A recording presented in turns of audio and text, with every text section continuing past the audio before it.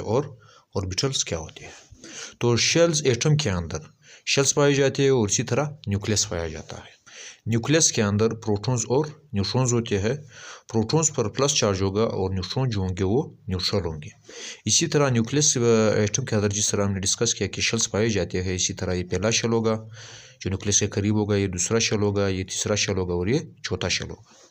पहले शेल को के शेल कहा जाता है, दूसरे शेल को एल शेल कहा जाता है, इसी तरह तीसरे शेल को एम शेल और इसके बाद फिर एन शेल होगा। और इसी तरह इन शेल्स में इलेक्ट्रॉन्स पाए जाते हैं। अब शेल को फर्दर सब शेल्स में डिवाइड किया गया है और फिर इसी तरह सब शेल्स को ऑर्बिटल्स में डिवाइड किया गया है। इलेक्ट्रॉन दरअसल ऑर्बिटल्स में ही पाए जाते हैं। तो शेल्स में सब शेल्स पाए जाते हैं। इसी तरह सब शेल जो होंगे एस होगा, पी होगा, डी होगा और इसी तरह एफ होगा। एस सब शेल का जो शेप होगा वो बल्कि एस सब शेल में जो ऑर्बिटल्स पाए जाते हैं वो एक ऑर्बिटल होगा। पी सब शेल में 3 ऑर्बिटल्स पाए जाते हैं, डी सब शेल में 5 ऑर्बिटल्स पाए जाते हैं और इसी तरह एफ सब शेल में 7 ऑर्बिटल्स पाए जाते हैं। एस सब शेल में 2 इलेक्ट्रॉन होंगे क्योंकि एक ऑर्बिटल में हमेशा 2 इलेक्ट्रॉन्स पाए जाते हैं या 2 से कम होंगे। अगर 2 से कम हो फिर ऑर्बिटल बॉन्ड बनाएगा।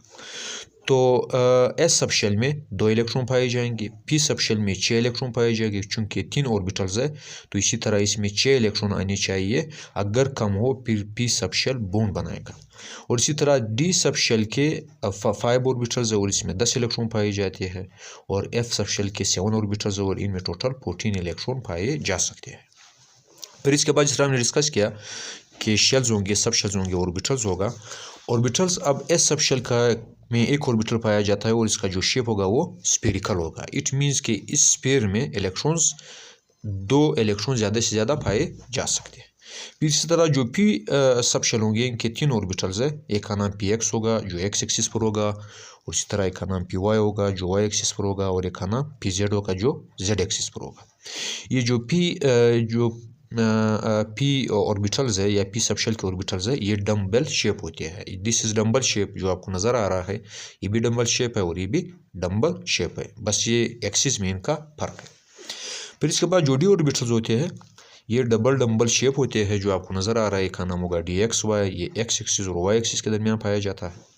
और इसी तरह एक का नाम होगा डी वाई जेड, ये वाई एक्सिस और जेड एक्सिस के दरमियान पाया जाता है। एक का नाम होगा डी जेड एक्स, ये जो ऑर्बिटल है ये जेड एक्सिस और एक्स एक्सिस के दरमियान पाया जाता है। और एक ऑर्बिटल का नाम होगा D X square H Y square, ये जो ऑर्बिटल होगा ये भी डबल डम्बल है और ये बिल्कुल एक्सिस पर पाया जाता है, एक्स एक्सिस और इसी तरह वाई एक्सिस पर।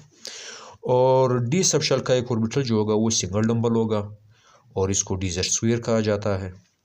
और इसमें एक रिंग शेप स्ट्रक्चर आपको नज़र आ रहा है, दिस इज कॉल्ड डॉग नट। इस रिंग शेप को डॉग नट। शेल के अंदर सब शेल्स पाए जाते हैं, हमने डिस्कस कर लिया। अब जो पहला शेल है इसमें एक सब शेल होगा, इसको एस कहा जाता है। दूसरे शेल में एस और पी सब शेल्स पाए जाते हैं। तीसरे शेल में S P D sub shells पाए जाते हैं। चौथे शेल में S P D F sub shell पाए जाते हैं।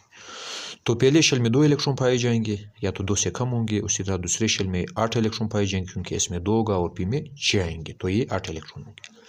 तीसरे शेल में 18 इलेक्ट्रॉन पाए जाते हैं और इसी तरह चौथे शेल में 32 इलेक्ट्रॉन्स पाए जाते हैं क्योंकि 2 एस में होंगे, 6 पी में होंगे, डी में 10 होंगे और एफ में 14 होंगे।